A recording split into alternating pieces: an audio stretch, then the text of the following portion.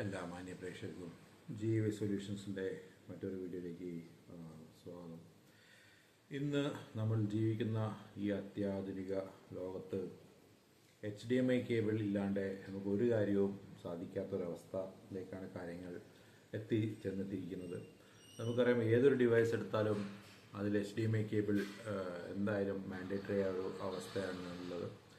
TV ആയാലും computer ആണെങ്കിലും പിന്നെ നിങ്ങളുടെ റിസീവർ ആണെങ്കിലും പ്രൊജക്ടർ ആണെങ്കിലും എല്ലാത്തിനും HDMI വഴി ത്രൂ ആണ് ഡാറ്റ അങ്ങോട്ടും ഇങ്ങോട്ടും ട്രാൻസ്ഫർ ചെയ്യുന്നത്.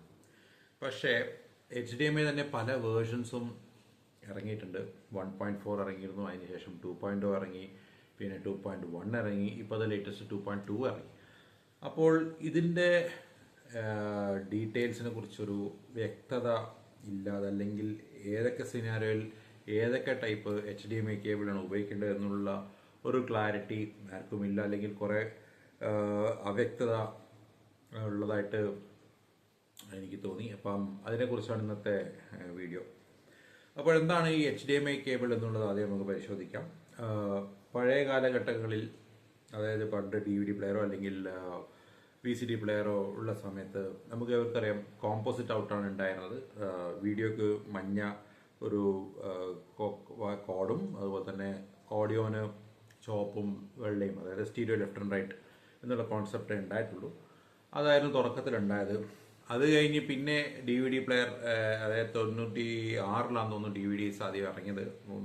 96 DVD പ്ലെയർ വന്നപ്പോൾ ആ DVDൻ്റെ കൂടെ തന്നെ ടോസ് ലിങ്ക് എന്നൊരു സംഭവം, അല്ലെങ്കിൽ ഒപ്റ്റിക്കൽ ഔട്ട് എന്നുള്ള സംഭവം കൂടി വന്നു. പിന്നെ അതിൻ്റെ കൂടെ SPDF 3.5 ഉള്ള ജാക്ക് വെച്ചിട്ട് SPDF വഴിയും സൗണ്ട് ട്രാൻസ്പോർട്ട് ചെയ്യാമായിരുന്നു. പിന്നെ അതിന് പുറമെ ഈ പറഞ്ഞ 5 ഡെഡിക്കേറ്റഡ് ഔട്ട് ഉണ്ടായിരുന്നു DVDൻ്റെ ബാക്കിൽ. എനിക്ക് ഇപ്പോഴും ഓർമ്മയുണ്ട്. ലെഫ്റ്റ്, സെൻറ്റർ, റൈറ്റ്, പിന്നെ surround left, surround right, subwoofer, അങ്ങനെ 5 ഔട്ട് എടുത്തിട്ട് പണ്ടത്തെ 5.1 സിസ്റ്റത്തിൽ ബാക്കിൽ ഈ പറഞ്ഞ RCA ഇന്നുണ്ടാവും. അതായത് ഈ 5 ഔട്ട് എടുത്തിട്ട് ഇന്ന് കൊടുക്കുന്ന സോക്കറ്റ് ഉണ്ടാവും. അതങ്ങനെയാണ് 5.1 സെറ്റ് ചെയ്തുകൊണ്ടിരുന്നത്. കാലഘട്ടം മാറുന്നതിനനുസരിച്ചിട്ട് പിന്നെ ഇതൊക്കെ ഒഴിവാക്കിയിട്ട് HDMI എന്നൊരു കോൺസെപ്റ്റ് വന്നു. High definition multimedia interface. രണ്ട് എന്താ പറയുക, പ്ലെയേഴ്സ് അല്ലെങ്കിൽ രണ്ട് എക്വിപ്മെൻറ്റ് തമ്മിൽ കണക്ട് ചെയ്യുന്ന ഒരു മീഡിയം, അതല്ലെങ്കിൽ ഒരു ബ്രിഡ്ജ് എന്നുള്ള നിലയിലാണ് ഹൈ ഡെഫിനിഷൻ മൾട്ടിമീഡിയ ഇൻ്റർഫേസ് എന്ന് പറയപ്പെടുന്നത്. അപ്പോൾ ഈ ഹൈ ഡെഫിനിഷൻ മൾട്ടിമീഡിയ ഇൻ്റർഫേസിന് ഓരോ കാലഘട്ടത്തിൻ്റെതായ മാറ്റങ്ങൾ സംഭവിച്ചു. പണ്ട് 1.4 ആയിരുന്നു സ്റ്റാൻഡേർഡ്, അത് കഴിഞ്ഞ് 2.0 ആയിരുന്നു. പിന്നെ എല്ലാം പെട്ടെന്ന് ഓരോ കാലഘട്ടത്തിനനുസരിച്ചിട്ട് നമ്മുടെ സിസ്റ്റത്തിൽ അല്ലെങ്കിൽ ഞങ്ങളുടെ ഡിവൈസുകളിൽ വെക്കുന്ന മദർ ബോർഡ് മാറി മാറി വരുന്നതനുസരിച്ചിട്ട് പഴയ സ്റ്റാൻഡേർഡെല്ലാം ഇല്ലാതാവുകയാണ് ചെയ്യുന്നത്.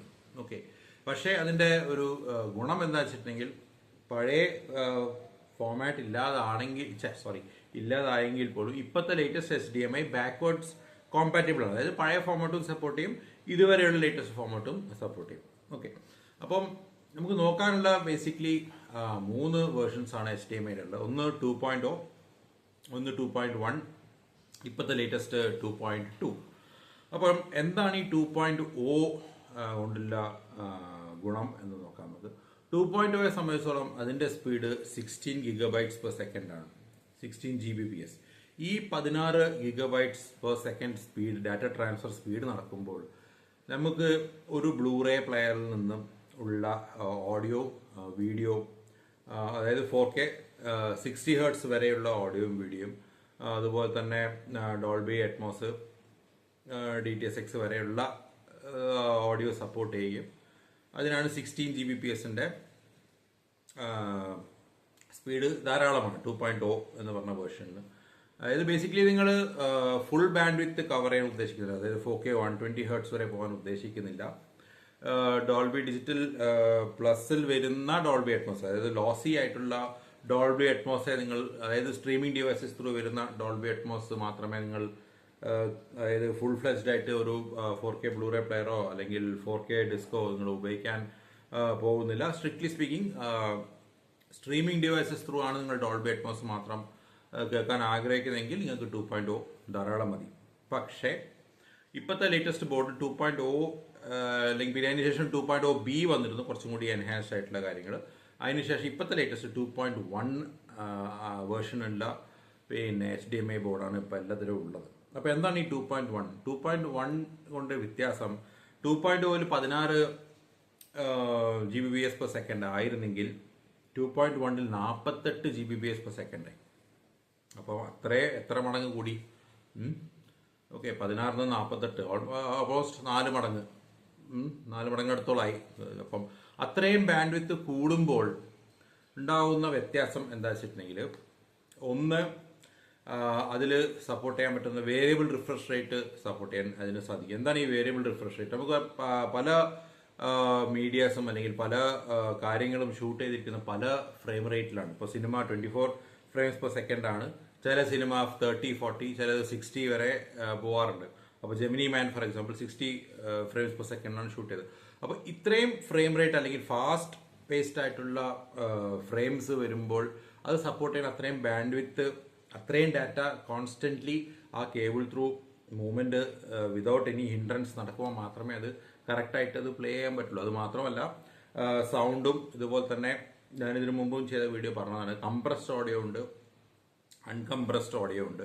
കംപ്രസ്ഡ് ഓഡിയോന്റെ ബിറ്റ് റേറ്റ് വളരെ കുറവാണ്, അൺകംപ്രസ്ഡ് ഓഡിയോയുടെ ബിറ്റ് റേറ്റ് വളരെ കൂടുതലാണ്. അപ്പം അത്രയും ഡാറ്റ ക്യാരി ചെയ്യാൻ പറ്റുന്ന ഒരു കേബിളാണ് 2.1.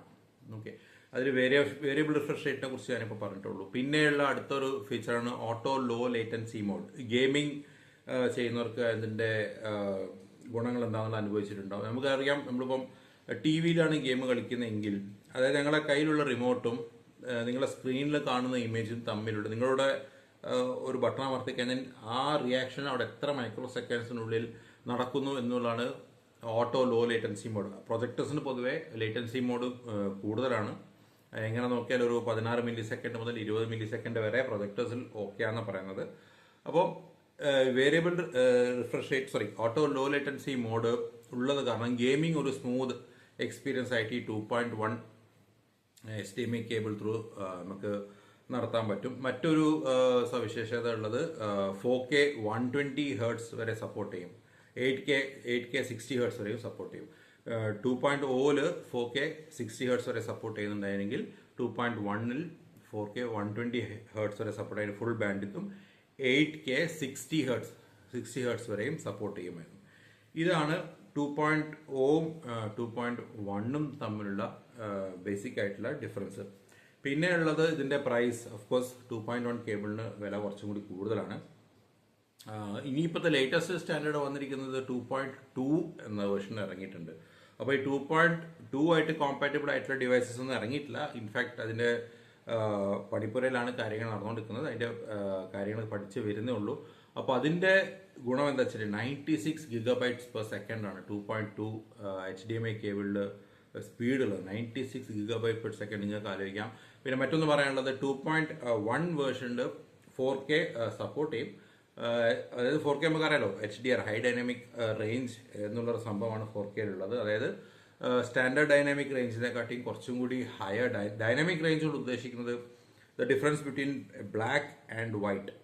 ഇതും തമ്മിലുള്ള റേഞ്ചിന്റെ ആ വേരിയേഷൻ, അല്ലെങ്കിൽ ഈ ബ്ലാക്കും വൈറ്റിന്റെ ഇടയിലുള്ള പല വേരിയേഷൻസും എടുത്തു കാണിക്കാൻ പറ്റുന്നതിനാണ് ഹൈ ഡൈനാമിക് റേഞ്ച് അല്ലെങ്കിൽ HDR. അതിന്റെ പിന്നെ പ്രോസസ്സിങ് അതല്ലെങ്കിൽ അതിന്റെ കേപ്പബിലിറ്റീസ് കൂടുന്നതിനനുസരിച്ചിട്ട് നിങ്ങൾക്ക് ആ ഗ്രേഡേഷൻ വളരെ വ്യക്തമായിട്ട് കാണാം.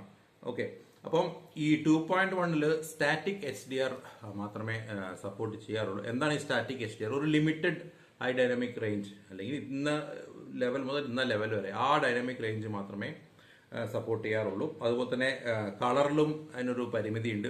4:2:2 വരെ 2.1ൽ സപ്പോർട്ട് ചെയ്യാറുള്ളൂ. 4:2:2 കൊണ്ട് ഉദ്ദേശിക്കുന്നത് നമ്മുടെ പ്രൈമറി കളേഴ്സായ റെഡ്, ഗ്രീൻ, ബ്ലൂ, ഇത് ഫുൾ ബാൻഡ് വിത്ത് 4:4:4 വന്നാൽ മാത്രമേ കളർ ഒന്നും കൂടി എൻഹാൻസ്ഡ് ആയിട്ട് വരുള്ളൂ. കളർ മോശമെന്നല്ല ഞാൻ പറഞ്ഞത്, അതിന്റെ ആ ലിമിറ്റേഷൻസ് അതാണ്. നേരെ മറിച്ച് പിന്നെ 2.1ൽ HDR ഡോൾബി വിഷനും HDR 10+ സപ്പോർട്ടുണ്ട്. പക്ഷെ ഞാൻ ഈ പറഞ്ഞ മാതിരി അതിന്റെ ബാൻഡ് വിത്തിന് ലിമിറ്റേഷൻസ് ഉള്ളത് കൊണ്ട് സ്റ്റാറ്റിക് ഡൈനാമിക് റേഞ്ച് മാത്രമേ സപ്പോർട്ട് ചെയ്യുള്ളൂ. നേരെ മറിച്ച് 2.2ൽ സ്റ്റാറ്റിക് അല്ല, നേരെ മറിച്ച് പിന്നെ ഡൈനാമിക് HDR എന്ന് പറയും. ഡൈനാമിക് HDR 4K ഒരു മൂവി റെക്കോർഡ് ചെയ്യുമ്പോൾ അതിൻ്റെ ബ്രൈറ്റ്നസ് പല അതിന് നിറ്റ്സ് എന്ന് പറയും.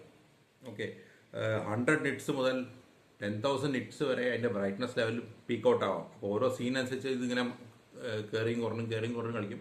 അപ്പോൾ ഇത് പൊതുവെ അഡ്രസ്സ് ചെയ്യാൻ ടി വിക്ക് പറ്റാറുണ്ട്. ടി വിക്ക് ആ ബ്രൈറ്റ്നസ് ഉള്ളത് കൊണ്ട് ടി വിയിൽ ഇത് ഹാൻഡിൽ ചെയ്യാൻ പറ്റും. പക്ഷേ പ്രൊജക്ടേഴ്സിന് ഇത് ഒരു പരിധി വരെ ഹാൻഡിൽ ചെയ്യാൻ പറ്റാറുള്ളൂ. അപ്പോൾ ഇത് അറ്റ്ലീസ്റ്റ് ഒരു 100 മുതൽ ഒരു 4,000 നിറ്റ്സ് വരെ ഉള്ള കാര്യങ്ങൾ, അതിനാണ് ഡൈനാമിക് HDR എന്ന് പറയുന്നത്. അതിൻ്റെ മെറ്റാഡാറ്റ പിന്നെ പ്രൊജക്ടർ റീഡ് ചെയ്തെടുത്ത് അതിൻ്റെതായ രീതിയിൽ ടോൺ മാപ്പിംഗ് എന്ന് പറയും. ഓരോ സെക്ഷനിലും അതിൻ്റെതായ ബ്രൈറ്റ്നസ്സും ഡാർക്ക്നെസ്സും കൊടുത്ത് ആ ഒരു എൻഹാൻസ്ഡ് വിഷ്വൽ എന്താ പറയുക വ്യക്തത വരുത്താൻ ഈ പറഞ്ഞ 2.2 വേർഷൻ കേബിൾസിന് സാധിക്കും. ഇനി അത് മാത്രമല്ല, ഫിലിം പ്രൊഡ്യൂസേഴ്സിനൊക്കെ ഇതൊരു തുറന്നൊരു ഇൻവിറ്റേഷൻ ആണ്. കാരണം ഇത്രയും കാലം 2.1 ആയിരുന്നു ഉപയോഗിച്ചുകൊണ്ടിരുന്നത്. ഇതിൽ 8K സപ്പോർട്ട് ഉള്ളത് കൊണ്ട് തന്നെ 8K ഞാൻ നേരത്തെ പറഞ്ഞു 2.1ഉം 60 ഹെർട്സ് സപ്പോർട്ട് ചെയ്യും. 2.2 60 ഹെർട്സ് തന്നെ ഉള്ളത്. പക്ഷേ അതിൻ്റെ ബാൻഡ് വിത്ത് കൂടുതലുള്ളത് കൊണ്ട് കളർ റേഞ്ച് വളരെയധികം കൂടുതൽ സപ്പോർട്ട് ചെയ്യും. അപ്പം ഇനി അതിനെക്കുറിച്ചുള്ള പരീക്ഷണങ്ങൾ നടത്തി ഇനി 2.2 വേർഷനിലേക്ക് അപ്ഡേറ്റഡ് ആയിട്ടുള്ള ഫയൽസുകൾ സിനിമ മോഡൊക്കെ ആയിട്ട് ഇറങ്ങുന്നതാണ്. നമ്മുടെ ഇപ്പോഴത്തെ കാലഘട്ടത്തിൽ 2.1 വരെ ഇപ്പം വന്നിട്ടേ ഉള്ളൂ. അപ്പോൾ ഈ 2.1 തന്നെ നമ്മൾ അതിൻ്റെ ഫുൾ എന്താ പറയുക കേപ്പബിലിറ്റി അല്ലെങ്കിൽ അതിൻ്റെ ഫുൾ ഉപയോഗം നമ്മളിപ്പോഴും ചെയ്തിട്ടില്ല, അല്ലെങ്കിൽ നമ്മൾ പഠിച്ചു വരുന്നേ ഉള്ളൂ. അപ്പോൾ എന്തായാലും ഈ 2.2 ആയി വരുമ്പോഴത്തേക്ക് 1-2 വർഷം എന്തായാലും പിടിക്കും. അപ്പോൾ നിലവിൽ 2.1 വേർഷനാണ് ഉള്ളത്. അപ്പോൾ ആർക്കൊക്കെയാണ് ഈ 2.1 വേർഷൻ വേണ്ടി വരിക എന്നുള്ളത് ബേസിക്കലി ഞാൻ വളരെ ചുരുക്കി പറഞ്ഞുതരാം.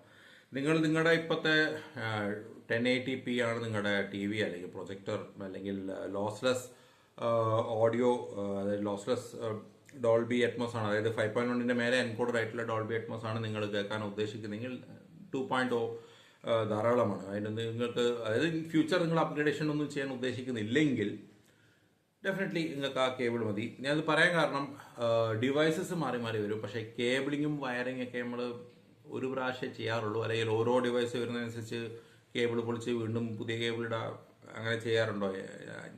ചെയ്യുന്നത് ഉചിതമല്ല. ഓക്കെ, അപ്പോൾ വൺസ് ആൻഡ് ഫോർ ഓൾ ഒരു ഇൻവെസ്റ്റ്മെന്റ് ചെയ്യുക. നല്ലൊരു കേബിൾ, ഒരു 2.1 കേബിൾ HDMI കേബിൾ എങ്കിലും മിനിമം നിങ്ങൾ ഉപയോഗിക്കുക. കാരണം ഫ്യൂച്ചറിൽ 2.2 ബോർഡ് വന്നാലും അല്ലെങ്കിൽ അതിൻ്റെ ഉള്ള ഡാറ്റ കോമ്പാറ്റബിൾ ആയിട്ടുള്ള എന്താ പറയുക ബ്രോഡ്കാസ്റ്റോ അല്ലെങ്കിൽ ഡിവൈസസോ അല്ലെങ്കിൽ പിക്ചേഴ്സോ മൂവീസോ അങ്ങനെ എന്തെങ്കിലും വന്നാൽ മാത്രം കേബിളിനെ പറ്റി 2.2നെ പറ്റി ആലോചിച്ചാൽ മതി. പക്ഷേ 2.2 നല്ല വിലയുണ്ട്. 2.1 കേബിളിന് അത്യാവശ്യം നല്ല വിലയുണ്ട്. ഓക്കെ, അപ്പോൾ നിങ്ങൾ മിനിമം 2.1 കേബിൾ എങ്കിലും ഉപയോഗിക്കാൻ ശ്രമിക്കുക. ഈ 2.1 കേബിൾ എനിക്ക് ആവശ്യമില്ല, ഞാൻ ഇതേ കേൾക്കാറുള്ളൂ.